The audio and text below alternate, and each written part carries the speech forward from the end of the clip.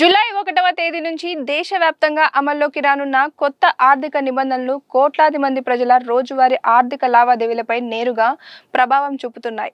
ముఖ్యంగా పన్ను చెల్లింపుదారులు, బ్యాంకు ఖాతాదారులు, క్రెడిట్ కార్డు వినియోగదారులు, పాస్పోర్ట్ దరఖాస్తుదారులు, ఆధార్ కార్డుదారులు ఈ మార్పులను తప్పనిసరిగా తెలుసుకోవాల్సిన అవసరం ఉంది. 2025-2026 ఆర్థిక సంవత్సరానికి సంబంధించిన ITR-1, ITR-2 దాఖలు చేసేవారు తమ ఆదాయపు పన్ను రిటర్న్స్ను జూలై 31, 2026 లోపు సమర్పించాల్సి ఉంటుంది.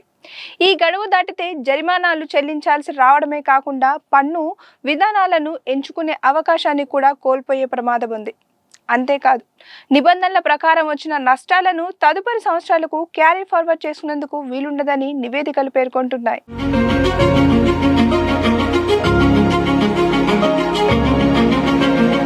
ఆధార్ కార్డుదారులకు unique identification authority of India ఊరటనిచ్చే నిర్ణయం తీసుకుంది.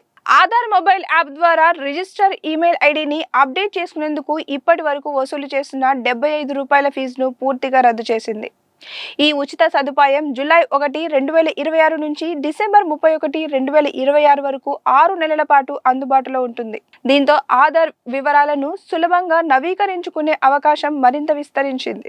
క్రెడిట్ కార్డు రంగంలో కూడా కీలక మార్పులు అమల్లోకి వస్తున్నాయి. SBI ఎంపిక చేసిన ఫోన్పే SBI క్రెడిట్ కార్డుల రివార్డుల పాయింట్ల ప్రోగ్రామ్ను జూలై 1వ తేదీ నుంచి సవరించనుంది. PhonePe SBI credit card purple, PhonePe SBI credit card select black కార్డులపై రివార్డు పాయింట్లకు కొత్త పరిమితులు విధించడంతో పాటు కొన్ని లావాదేవీలను రివార్డు పాయింట్ల జాబితా నుంచి తొలగించారు. మరోవైపు HDFC క్రెడిట్ కార్డు వినియోగదారులు ప్రతి త్రైమాసికంలో 3 ఉచిత దేశీయ ఎయిర్పోర్ట్ లాంచ్ విజిట్స్ పొందాలి అంటే గత 3 నెలల్లో కనీసం ₹60,000 వరకు ఖర్చు చేయాల్సి ఉంటుంది.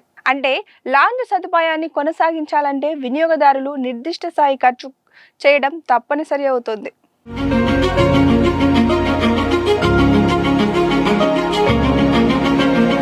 పాస్పోర్ట్ సేవలను వినియోగించుకునే వారికి కూడా అదనపు భారం పడనుంది. విదేశాంగ మంత్రిత్వ శాఖ ఇప్పటికే సాధారణ తత్కాల్ పాస్పోర్ట్ ఫీజులను సవరించింది. ఈ మార్పులు జూలై 1 నుంచి అమల్లోకి రావడంతో కొత్తగా పాస్పోర్ట్ కోసం దరఖాస్తు చేసుకునే వారు పెరిగిన ఫీజులను కూడా చెల్లించాల్సి ఉంటుంది. దేశీయంగానే కాకుండా విదేశాల్లో కూడా ఈ ఫీజు సవరణలు వర్తించనున్నాయి. ఇక బ్యాంకింగ్ రంగంలో వినియోగదారుల ప్రయోజనాల కోసం రిజర్వ్ బ్యాంక్ ఆఫ్ ఇండియా కొత్త నిబంధనలను అమలు చేయనుంది. బ్యాంకులు లేదా వాటి సిబ్బంది తప్పుడు సమాచారం ఇచ్చి బీమా, పెట్టుబడి లేదా ఇతర ఆర్థిక ఉత్పత్తులను కస్టమర్లకు విక్రయిస్తే కఠిన చర్యలు తీసుకోనుంది. కొత్త నిబంధనల ప్రకారం బాధిత వినియోగదారులకు పూర్తి రిఫండ్తో పాటు తగిన నష్టపరిహారం కూడా చెల్లించాల్సి ఉంటుంది.